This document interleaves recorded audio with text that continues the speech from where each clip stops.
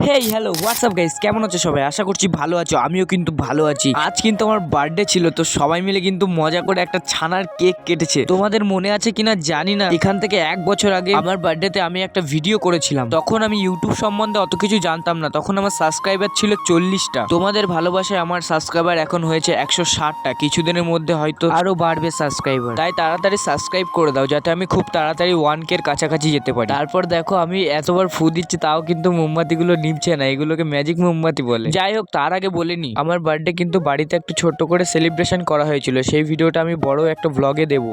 এটা কিন্তু একটা পাউরুটির মতন লাগছে, কিন্তু তোমরা পাউরুটি ভেবো না, এটা একটা ছানার কেক। তোমাদের বার্থডেতে তোমরা যদি কেউ এইভাবে রোডের উপরে কেক কেটে থাকো, তাহলে আমাকে অবশ্যই কমেন্ট বক্সে জানাবে, আর কি কি হয়েছিল সেটাও জানাবে। যাই হোক, কেক কাটাকাটি তো হলো। কেক খাওয়ার পর আমাদের কিন্তু গলা শুকিয়ে গেছিল জল খাওয়ার জন্য, কারণ সবাই জানো যে ছানার কেক গলায় আটকে যায়। যাই হোক, এই ভিডিওটা এই পর্যন্তই ছিল। দেখা হচ্ছে আমার